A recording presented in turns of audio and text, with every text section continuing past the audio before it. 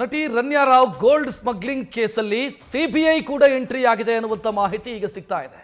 ದೆಹಲಿಯಿಂದ ಬಂದಂತ ಅಧಿಕಾರಿಗಳು, ಸಿಬಿಐ ಅಧಿಕಾರಿಗಳು ತನಿಖೆಗಿಳಿದಿದ್ದಾರೆ.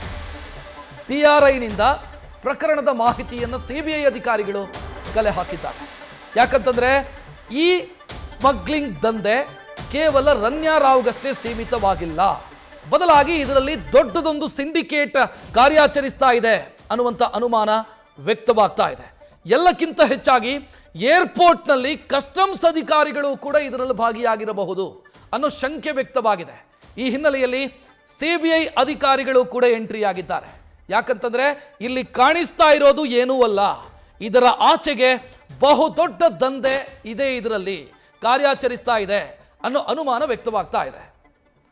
ಹೆಚ್ಚಿನ ಡೀಟೇಲ್ ಇಡೋದಕ್ಕೆ ನಮ್ಮ ಪ್ರತಿನಿಧಿ ಸಂದೇಶ್ ಫೋನ್ ಸಂಪರ್ಕದಲ್ಲಿ. ಸಂದೇಶ್, ಮೊನ್ನೆ ರನ್ಯಾ ರಾವ್ ಅರೆಸ್ಟ್ ಆದಾಗಲೇ ಈ ಅನುಮಾನ ವ್ಯಕ್ತವಾಗಿತ್ತು. ಯಾಕಂತಂದ್ರೆ ಇಂಟರ್ನ್ಯಾಷನಲ್ ಟ್ರಾವೆಲರು ನಿಗದಿಗಿಂತ 1 kg ಚಾಕ್ಲೇಟ್ ತರ್ತೀನಿ ಅಂತ ಹೊರಟರು ಕೂಡ ತರೋದಕ್ಕಾಗಲ್ಲ. ಆಫೀಸರ್ ಇನ್ವಾಲ್ವ್ಮೆಂಟ್ ಇಲ್ಲದೆ ಇದಾಗೋದಕ್ಕೆ ಸಾಧ್ಯನೇ ಇಲ್ಲ. 14 kg ಚಿನ್ನ ತರ್ತಾರೆ ಅಂತ. ಸೊ ಸಿಬಿಐ ಎಂಟ್ರಿ ಆಗಿದೆ. ಸಹಜವಾಗಿ ಈ ಅನುಮಾನಗಳು ವ್ಯಕ್ತವಾಗ್ತಾ ಇದೆ, ದೊಡ್ಡವರ ಇನ್ವಾಲ್ವ್ಮೆಂಟ್ ಇದೆ ಅಂತ.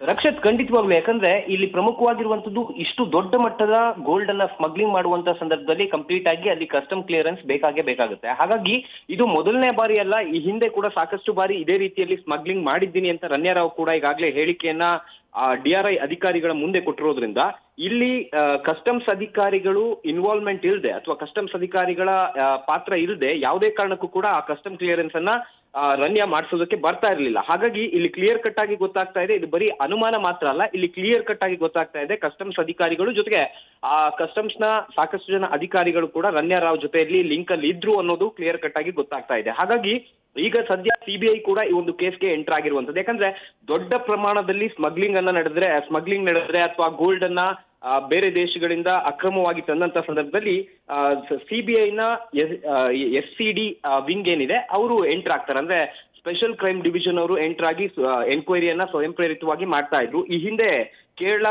ಕೇರಳ ಗೋಲ್ಡ್ ಸ್ಮಗ್ಲಿಂಗ್ ಕೇಸ್ ಆಗಿರ್ಬೋದು ಅಥವಾ ಮುಂಬೈನಲ್ಲಿ ಗೋಲ್ಡ್ ಸ್ಮಗ್ಲಿಂಗ್ ಕೇಸ್ ಆಗಿರ್ಬೋದು, ಈ ಕೇಸ್ನಲ್ಲೂ ಕೂಡ ಸಿಬಿಐ ಅಧಿಕಾರಿಗಳು ಎಂಟರ್ ಆಗಿದ್ದು, ಆ ಎರಡೂ ಪ್ರಕರಣದಲ್ಲೂ ಕೂಡ ಡಿಆರ್ಐ ಅಧಿಕಾರಿಗಳು ಪ್ರಕರಣವನ್ನ ದಾಖಲಿಸಿ ತನಿಖೆಯನ್ನ ನಡೆಸುತ್ತಿದ್ದಂತ ಸಂದರ್ಭದಲ್ಲೇ ಸಿಬಿಐ ಎಂಟರ್ ಆಗಿತ್ತು. ಹಾಗಾಗಿ ಈ ಒಂದು ಪ್ರಕರಣದಲ್ಲೂ ಕೂಡ ಈಗ ಸದ್ಯ ಡಿಆರ್ಐ ಕೇಸ್ ದಾಖಲಿಸಿತ್ತು. ಆದ್ರೆ ದೊಡ್ಡ ಪ್ರಮಾಣದ ಸ್ಮಗ್ಲಿಂಗ್ ಹಾಗೆ ಕಸ್ಟಮ್ಸ್ ಅಧಿಕಾರಿಗಳು ಕೂಡ ಇನ್ವಾಲ್ವ್ ಇದ್ದಾರೆ ಅನ್ನೋ ಒಂದು ಅನುಮಾನ ಬಂದಂತಹ ಹಿನ್ನೆಲೆಯಲ್ಲಿ ಈಗ ಸದ್ಯ ಸಿಬಿಐ ಕೂಡ ಎಂಟರ್ ಆಗಿರುವಂತದ್ದು. ಈಗ ಸದ್ಯ ಸಿಬಿಐನ ಸ್ಪೆಷಲ್ ಕ್ರೈಮ್ ಡಿವಿಷನ್ ಅವರು ಕೂಡ ಈಗ ಎನ್ಕ್ವೈರಿಯನ್ನ ಮಾಡ್ತಾ ಹೋಗ್ತಾರೆ. ಈಗ ಇವತ್ತಿನಿಂದ ಅಂದ್ರೆ ಈಗಾಗಲೇ ಕೇಸನ್ನ ತೆಗೆದುಕೊಂಡಿರೋದ್ರಿಂದ ಈಗ ಸದ್ಯ ಕೇಸ್ನ ಎನ್ಕ್ವೈರಿಯನ್ನ ಆಲ್ಟರ್ನೇಟಿವ್ಲಿ SCD ಕೂಡ ಅಂದ್ರೆ ಸಿಬಿಐನ SCD ವಿಂಗ್ ಕೂಡ ನಡೆಸ್ತಾ ಹೋಗುತ್ತೆ. ರಕ್ಷತ್, ಥ್ಯಾಂಕ್ ಯು ಸಂದೇಶ್ ಮಾಹಿತಿಗೆ. ನ್ಯೂಸ್ ಫಸ್ಟ್, ನಿರ್ಭೀತಿಯಿಂದ ನಿಮ್ಮ ಪರವಾಗಿ.